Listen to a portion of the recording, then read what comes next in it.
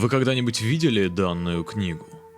Для жителя СНГ 90-х годов эта книга издательства «Росмен» стала культовой. Что-то такое в ней было, что слегка задевало струны души.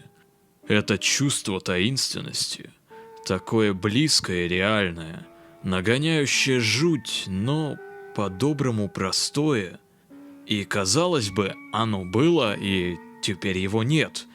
Да, мы можем вспомнить тот же РЕН-ТВ с культовостью его абсурдных теорий, но нам же нужно что-то по-настоящему жуткое. Сегодня я расскажу вам о проекте, который черпает свое вдохновение из этих тем.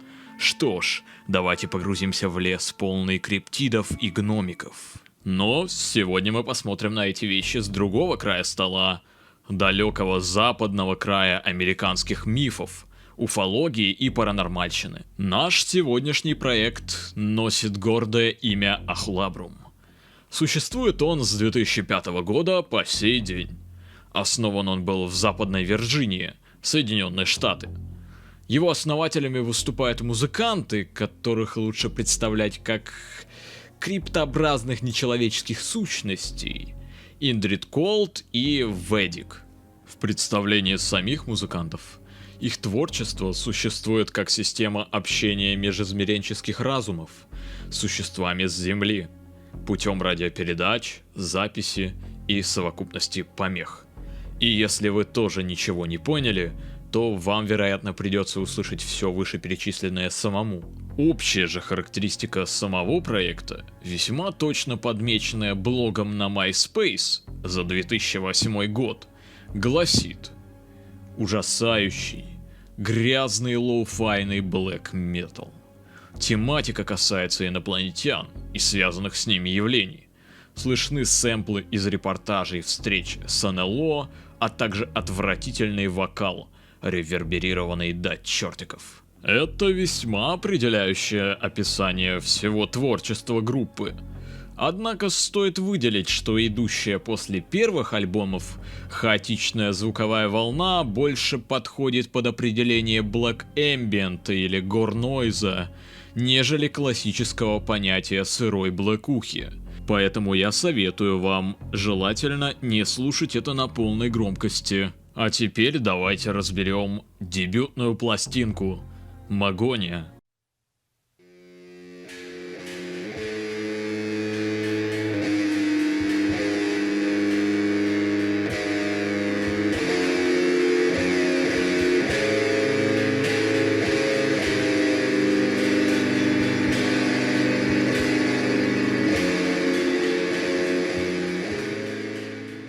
«2005 год. Первый взгляд на название треков уже отображает их суть. Даты контактов с НЛО и паранормальной активности в разных точках мира.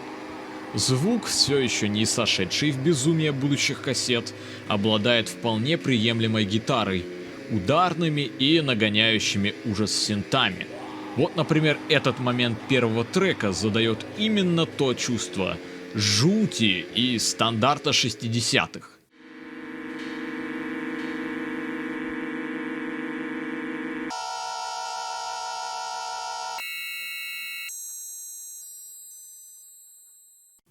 И буду честен, этот трек изливает эту атмосферу, оставаясь слушабельным. Нет никакого сумасшедшего перегруза, и все-таки это чувствуется как довольно стрёмный трек. Есть какое-то ощущение дискомфорта внутри. Второй же трек повествует нам о проклятых псиопах и начинается как вполне стандартный сырой блэк, однако безумный ритм выделяет посыл в сторону атмосферы и просто трошака, нежели композиции.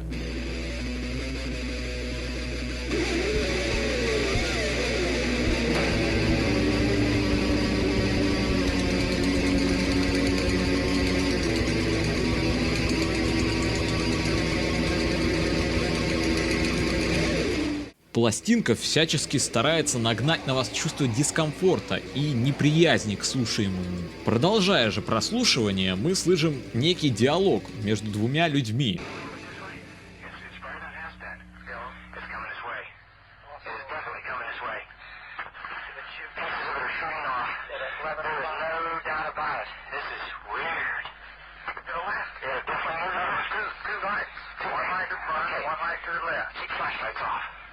Я провел тщательную аналитику в сети интернет и обнаружил, что данный диалог отсылает нас к некому Рэндалшемскому инциденту, серии происшествий в лесу графства Суффолк, Великобритания, в 80-х. В результате этого инцидента персонал базы американских ВВС якобы стал свидетелем событий 2 или 3 дней, наблюдая неопознанные объекты треугольной формы, необъяснимые движущиеся огни. А после в лесу якобы были обнаружены странные следы, которые местная полиция, впрочем, определила как следы животных. Потом, конечно, большие шишки Минобороны отрицали, что подобное происходило, и дело прикрыли.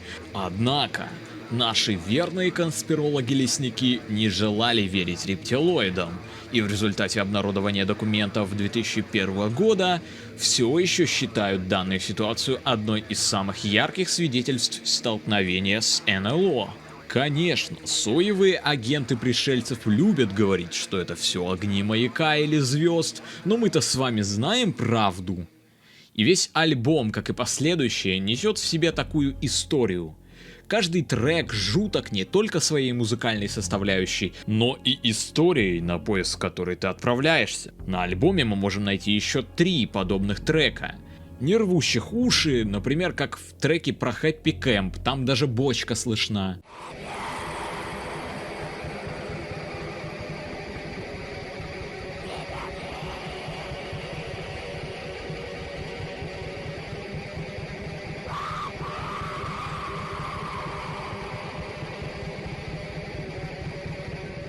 Ahulabrum — это по-настоящему жуткий опыт. Особенно, когда ты не понимаешь до конца, что ты вообще слушаешь. Особенно, когда ты пытаешься разобрать аудиозаписи, которые ты слышишь. Те самые истории, которые повествуются.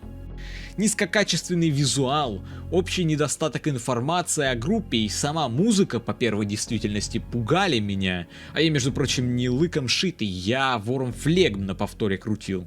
Помните, что если вы слушаете данный проект и хотите выключить поскорее, то да, он справляется со своей обязанностью. Но я думаю, нам стоит продолжить разбор альбомов. Еще подобный звук имеется на The Phantom of Flatwoods 2006 года. Особенно атмосферно-диссонансные треки, на котором Biological Entity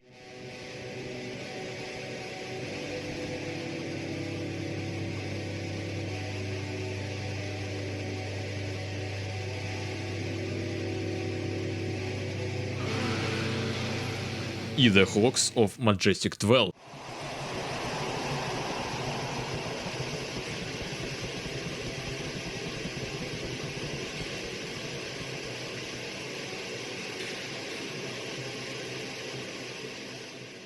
Еще альбомом с подобным звуком можно назвать The Transitivity of Strangeness того же года. Но вот далее группа пропадает на многие годы, возвращаясь только в 20-м. Она возвращается с компиляцией и ремастером The John Keel Sessions. А далее меняет стиль альбомов на Gore Noise и Black Ambient. Следующим альбомом является сплит с проектом Putrid Mesh and a Counter with the West Virginia Vegetable Man 22 года. Звук уже на нем невероятно сырой и перегруженный нойз. Просто чертова стена звука.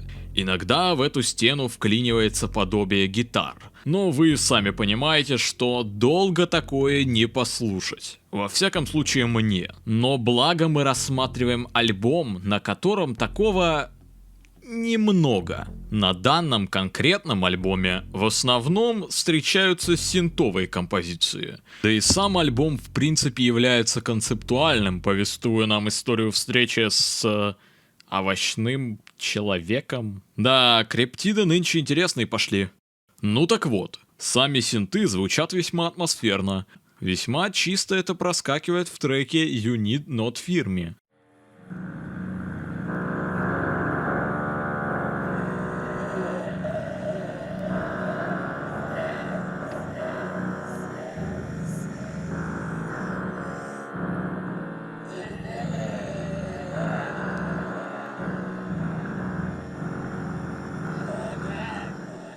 Ну и сами названия.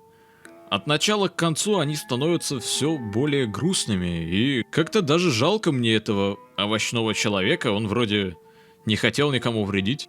Этот конкретный альбом является наиболее слушабельным из всех остальных, однако и другие альбомы являются интересными.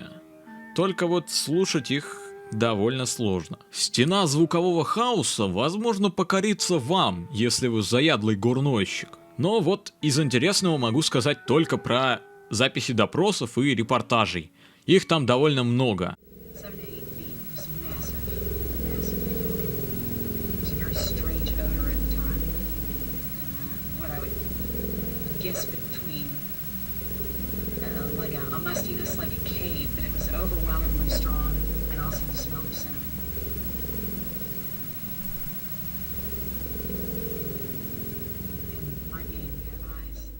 Ну а еще могу сказать про самый свежий релиз.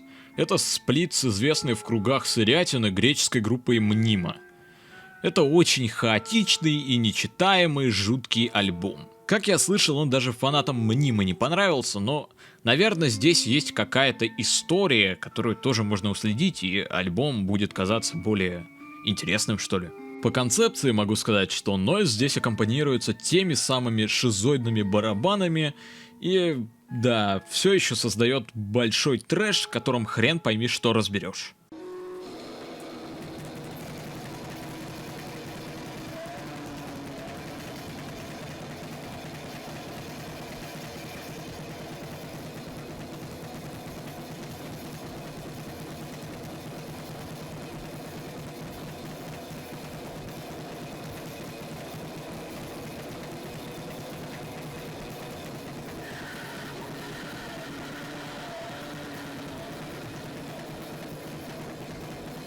Однако все еще этот альбом не является определяющим для группы.